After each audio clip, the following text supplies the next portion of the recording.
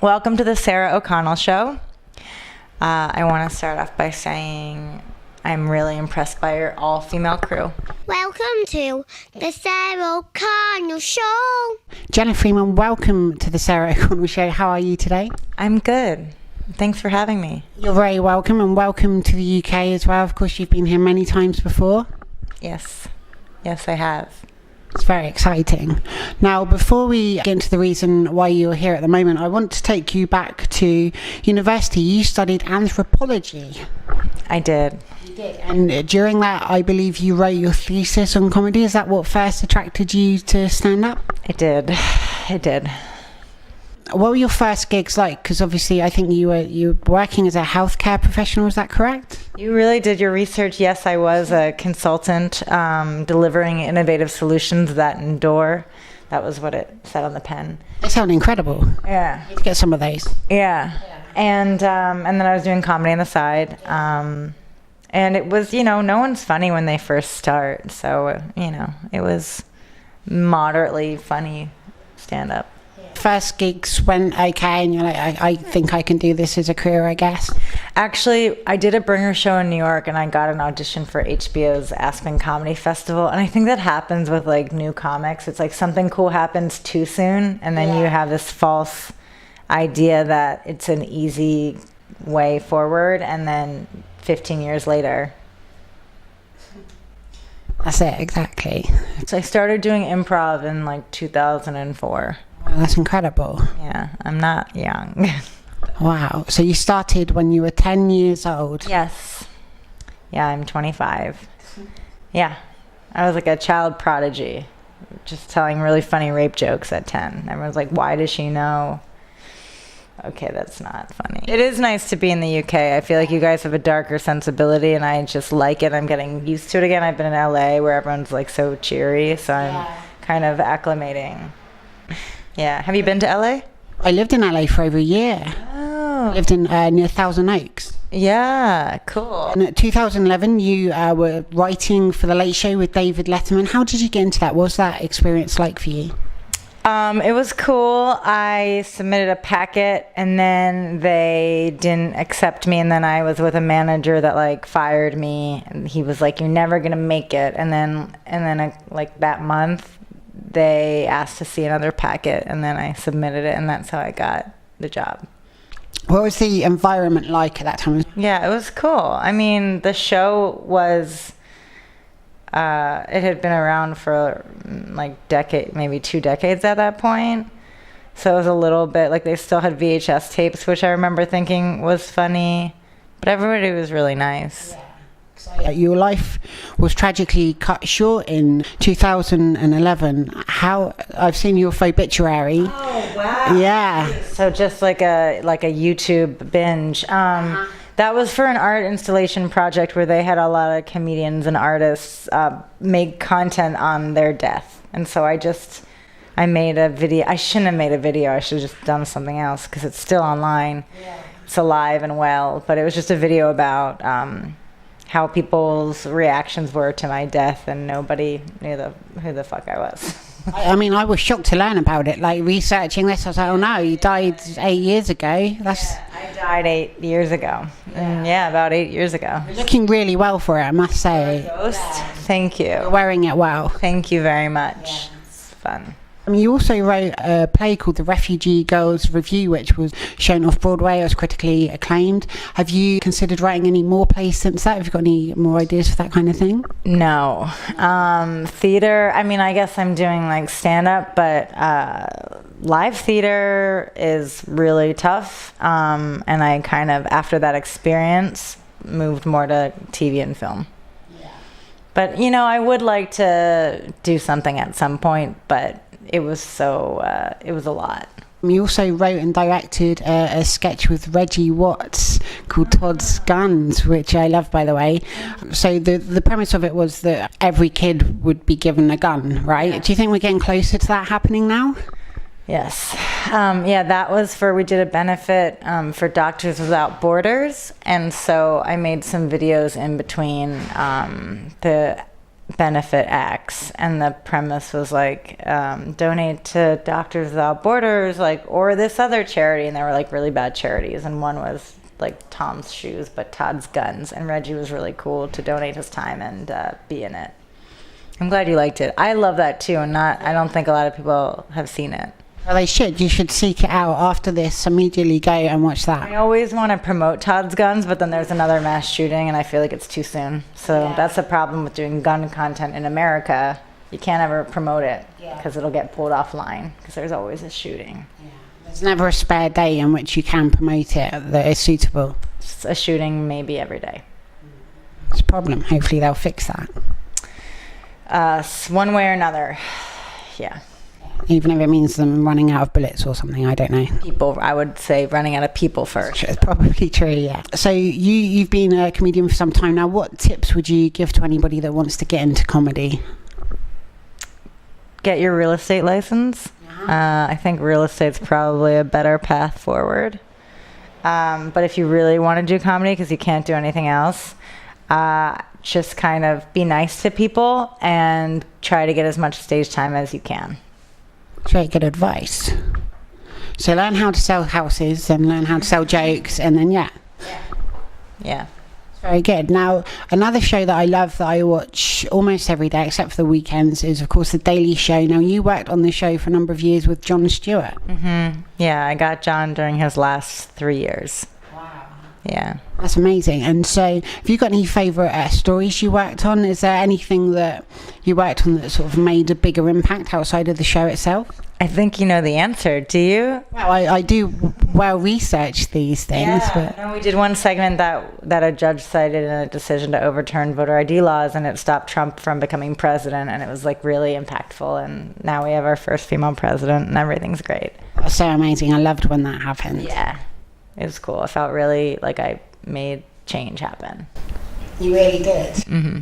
Now, I saw you quite recently, you were on Conan. Is it different performing comedy on TV as opposed to in front of a live audience? Oh, sure. Well, of course, because you don't know, you don't even know the audience when you're performing on TV. And a lot of times, like, you're performing for the viewer, so you kind of have to look at the camera. Someone taught me this. So it's like you have to look at the camera when you land on your punchline, but then to connect to people and get them to laugh, you want to make sure to connect with them and look at them. So you're kind of splitting your eye contact. And so it's just a little weird. It was like a weird experience. You're incredibly busy and there's loads of projects you've worked on. You've also produced Soft Focus on Adult Swim, which I loved. Thank you. We have another one coming out January 25th. Friday at midnight. Thank you. Yeah. It's my dream show, and you know, I've said this before, but no men were harmed in the production of any of the segments, and we try to make people feel safe and explore challenging, hard issues with the light touch. Now, can I ask, because you said about making everyone, obviously, when you're filming, feel safe, but one of the people you interviewed in the first one was a cannibal cop? Yeah, I think he was really happy with the experience. Yeah, Gil is his name. He follows me on Twitter. Oh, that's nice. It makes it hard to promote shows in New York, but other than that, it's cool.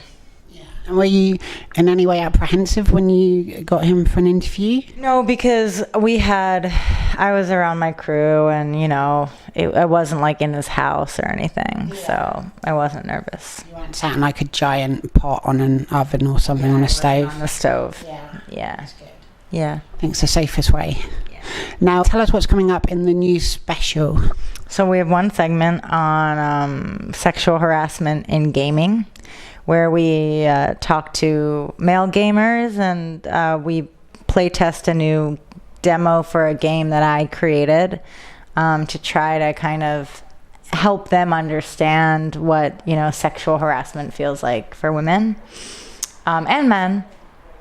And then the next segment is an interview with John McAfee, who is a interesting guy running for president. McAfee antivirus software, you may know him from. or murder accusations from the Belizean government. Didn't he kind of, I haven't looked into this recently, but at the time, didn't he sort of go missing or something, or they were looking for him? Yeah, he fled Belize and moved to Guatemala, and then he ended up, well, he's now in an undisclosed location, so we interviewed him there. Which one? I'm checking. Now, in 2015, you had your debut 1 hour special. Can you tell me what that was about and how you came up with the title? It was a show that I did in the Edinburgh Fringe, and it's kind of about like women and gender and the 2016 election. And that'll be back online in March. We took it offline because we have some company distributing it, so that'll be back, I think, in March. And tell me, how long does it take for you to sort of write an hour's worth of material and, to test it out? And it depends. That one I wrote it basically at the Fringe in 2015, and then I reworked it to kind of go along with what was happening during the 2016 election. So, but I did use material from like years before. That was my first hour. And then this hour, I've been working on other things, but I guess hopefully by the end of this run at the Soho, I'll have like a rough shape of a new hour. But it takes me a long time because I tell like jokes. I wish I could just like tell long stories, but that's not really what I've done. But so it just takes it takes everyone a long time, but I think with those like jokes, it's just like a little tricky. It's a very written. I'm not naturally funny, as you can tell. I need to work really hard and write really hard punchline jokes. But they come from you. You're naturally funny. Thank you. You're the source of those. Yes, I do write them myself. Yes. But it's not like improv-y physical stuff. It's Sure. very. It's very exciting. Speaking of which, you're in the UK at the moment. How many dates is it you're doing at the Soho Theatre? I'm doing 11 more shows. I'm here till February 2nd, so every night except maybe next Sunday, performing 9:45 p.m. here at the Soho Theatre. It's very exciting. Can you tell us what to expect from the show? What kind of things you might be talking about? It's political. I've been doing a Q&A to get a sense of like how you guys feel about certain things and any questions you guys have for me about what's going on in our country. I know you guys have a whole crazy thing going on here with Brexit, but so it's like a little bit about like American politics, and I don't know. Every night it's changing. I'm trying to figure it out. That's why I'm here. It's very exciting, and I have tickets for tonight, and I'm looking forward to watching it. Cool. Yeah. And do you have a support act, or is it an hour of comedy and then Q&A? I have my friend JC Coakley, who's a really, really funny comic based in LA. She did like a opening on the last show, and she might do a couple more. Oh, fantastic. That's amazing. And so why did you decide to come to the UK to test out your material? I was invited to, and I just really like British audiences. You guys are smart, and you're interested in politics, and everybody in America is exhausted and tired of listening or thinking about Trump. So let's hope he doesn't get recommissioned for a sequel. I don't know.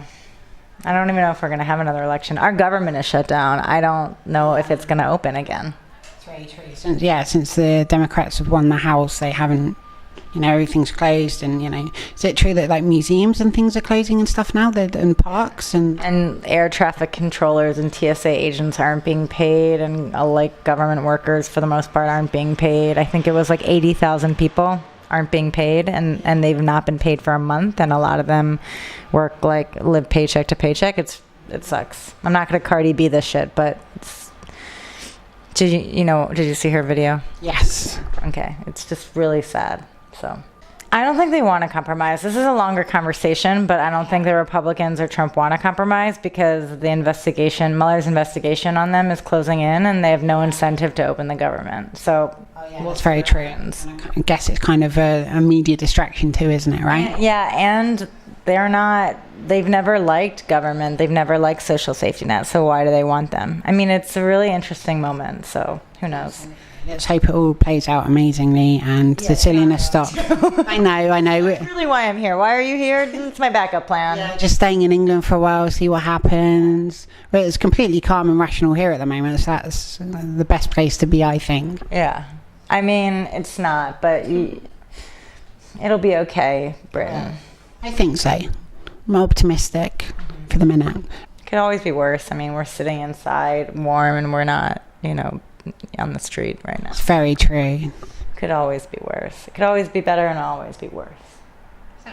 Just make the most of the situation you're in at the moment. 100%. Yeah, so we were just both sat here and there was that camera, so we thought we may as well do this interview, right? Yes. Yeah, tell me, what else have you got planned for 2019 apart from your show, or is that your main focus at the moment? That's my main focus. I have a couple other projects. But yeah, I'm trying to get back into stand-up. I've been writing a little bit on shows, and now I'm trying to get back into stand-up. You a writer on the Connors? Mm-hmm. Yeah, because the latest series of Roseanne, before it was, I guess, cancelled, didn't actually make it over to the UK. Now there's this spin-off that doesn't have her in, but it continues the Connor family story, and I'm keen to see it, because growing up I loved the family, and the head writers really wanted it to be as true to the actual show, and I think they accomplished that. So finally, if you've got any messages for your fans, people watching the Sarah O'Connell show today and people around the world? A message to you guys? Yeah. I'm not going to tell you what to do. Live your lives.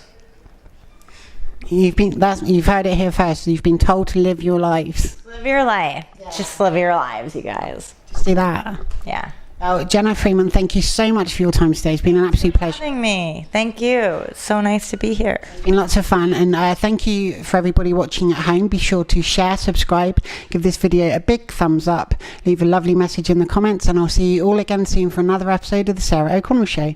Bye. Leave a nice message, fuckers. Yeah, exactly. Thank you.